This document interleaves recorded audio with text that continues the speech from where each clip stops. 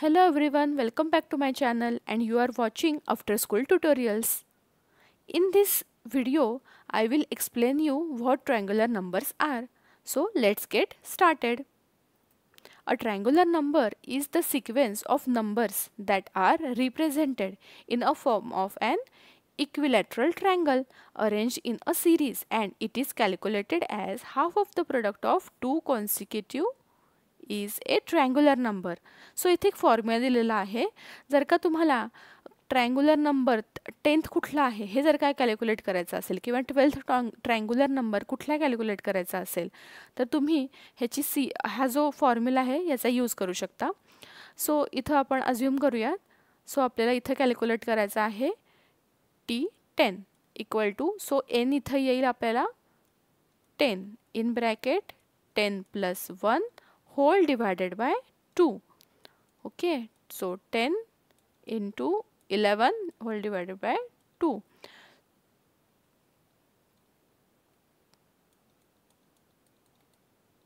So our 10th triangular number is 55. असेच आपण अजून सुद्धा एक्झाम्पल व्हिडिओच्या लास्टला ट्राय करूयात. आता आपण नक्की ट्रायंगुलर नंबरची कन्सेप्ट काय आहे ते एकदा ब्रीफमध्ये बघूयात. Have a look at this sequence of a triangular numbers. What do you notice about these? You may have noticed that the number of dots on each of the triangle is the same as the position number of the sequence. For example, third triangular number has 3 dots along the base and the sides. So आता हा आपला base आहे. इथं 3 triangular dots आहेत आणि इथं देखील 3 dots आहेत साईडला ह्याला सगळीकडेच. You may also have notice that each triangular contains the previous triangle but with an extra row added to the base. इथं आता फर्स्ट आपला ट्रायंगुलर नंबर होता तिथं 1 होता डॉट, तेच नेक्स्टमध्ये 3 डॉट्स आहेत. सो इथं पहिला जो फर्स्ट ट्रायंगुलर नंबरचा जो डॉट आहे हा इथं आलेला आहे आणि नंतर एक एक्स्ट्रा रो ॲड झालेली आहे आणि इथं त्याच्या खालती 1 + 1 करून 2 इथं आलेले आहेत. So 1 + 2 will be 3. सो आपला सेकंड ट्रायंगुलर नंबर हा इथं 3 आलेला आहे. When listing triangular numbers, we can write their position number like this. So T1, T2 and T3. If they have asked you about calculate T3, then how will you calculate? 1 + 2 + 3, 6. Okay, so 6 will be your answer. Can you find a pattern for how triangular numbers are calculated? Here we will learn about triangular numbers including how to find the next triangular number in the sequence. So इथं मी आता 1 to 100 पर्यंतचा sequence triangular नंबरचा दिलेला आहे. जर का तुम्ही scholarship exam देत असाल तर तुम्हाला ते एक्झाममध्ये तुम्हाला हे 1 to 100 लक्षात ठेवणं गरजेचंच आहे. जर का तुम्हाला त्याने एक्झाममध्ये विचारलं की फिफ्थ ट्रायंगुलर नंबर कुठला आहे, 10th कुठला आहे, तर तुम्हाला ते बाय हार्ट लक्षात असलं पाहिजे आणि त्यातला तुम्ही लगेचच कॅल्क्युलेट करून सांगितला पाहिजे किंवा तो लक्षात ठेवून लगेच तुम्हाला तो ऑप्शन टिक करता यायला पाहिजे. आपण एकदा ट्रायंगुलर नंबर्स कसे कॅल्क्युलेट करू शकतो हे पण एकदा व्यवस्थित त्याची कन्सेप्ट काय आहे हे समजून घेऊयात. तर so the first triangular number is T1 which is 1. The second triangular number is found by adding 2 to the previous one. So 1 + 2 is 3. The third triangular number is found by adding 3 to the previous one. So previous one आपले कुठले होते? First होता 1, त्यानंतरचा आधीचा आहे 1 + 2. So 1 + 2 + 3 will be 6. याचप्रमाणे हा sequence form होतो. So the sequence can be formed like this. So आता आपला हा फर्स्ट ट्रायंगुलर नंबर झालेला आहे, हा सेकंड आहे 1 + 2, 1 + 2 + 3 हा थर्ड येईल, 1 + 2 + 3 + 4 अशा पद्धतीनं कॅल्क्युलेट होत जाईल. जर का तुम्हाला T1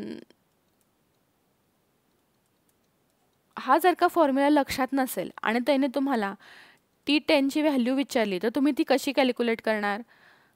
तर तुम्हाला 1 टू 10 पर्यंतचे सगळे नंबर्स इथं नोट डाऊन करून घ्यायचे आहेत आणि त्याची ॲडिशन करायची आहे आणि ह्या पद्धतीनं देखील तुम्ही ट्रायंग्युलर नंबर काय आहे ते कॅल्क्युलेट करू शकाल. ह्याच पद्धतीने आता आपण इथं कॅल्क्युलेट केलेलाच होता. सेकंड होता 1 + 2, 1 + 2 + 3, 1 + 2 + 3 + 4, 1 2 3 4 5. सो आपला हा T5 मिळालेला आहे आपल्याला. आता हा आपल्याला T6 मिळालेला आहे. 1 + 2 + 3, 4 + 5 + 6. सो हे आपला T6 मिळालेला आहे. विच मीन्स ह्याचं आपल्याला इथं आता 1 मिळालेला आहे. फर्स्ट आहे हा 3, 6, 10, 15, 21. अशाच पद्धतीनं पुढं जात आपण हे सगळे कॅल्क्युलेट करू शकतो. ओके, आता आपण एक्झाम्पल्स बघूयात. आता आपण मगाशीच फॉर्म्युला जेव्हा चेक करत होतो कसा सॉल्व्ह करायचा तेव्हा आपण 10th ट्रायंग्युलर नंबर काढलेलाच होता. तरीसुद्धा आपण एकदा इथं परत कॅल्क्युलेट करूयात. हा तुम्हाला फॉर्म्युला लक्षात ठेवावा लागेल. जेव्हा खूप मोठे जर का त्यांनी तुम्हाला 20 विचारला तर तुम्ही 1 + 2 + 3 अशा पद्धतीने कॅल्क्युलेट करण्यात वेळ नाही घालवू शकत.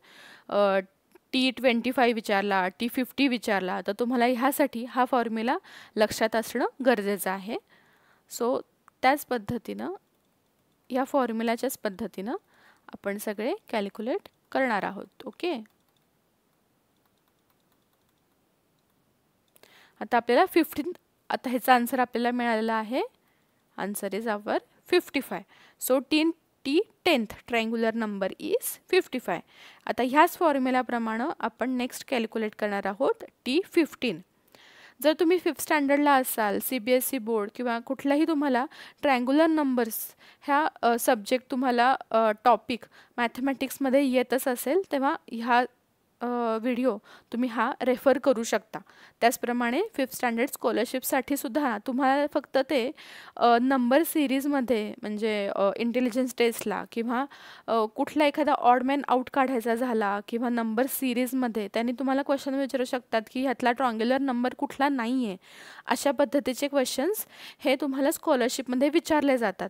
तर त्यामुळं तुम्हाला ट्रायंग्युलर नंबरची बेसिक कन्सेप्ट काय आहे हे तेव्हा तुम्हाला माहीत असली पाहिजे. ट्रायंग्युलर नंबर नक्की कसा कॅल्क्युलेट केला जातो हे तुम्हाला माहीत असलं पाहिजे. यासाठी म्हणून मी हा फक्त एक सेपरेट व्हिडिओ तयार केलेला आहे. तुम्ही माझे सगळे स्कॉलरशिपचे व्हिडिओज बघू शकता आणि जर का बघितले नसतील तर नक्की बघा. त्याच्यात तुम्हाला ट्रायंग्युलर नंबरची सिरीज, प्राईम नंबरची सिरीज हे सगळे तुम्हाला माहीत असणं गरजेचं आहे. त्यावेळेला तुम्ही जर का तुम्हाला डाऊट वाटला, तुम्हाला जर का त्याच्यातला कुठल्या क्वेश्चनमध्ये ट्रायंग्युलर नंबरचा क्वेश्चन आला आणि तो अडला असेल तर हा तुम्ही व्हिडिओ बघा. त्यातूनही तुम्हाला कुठला डाऊट असेल तर तुम्ही मला कमेंट्समध्ये सांगू शकता. ओके, आता आपण T15 कॅल्क्युलेट करूयात.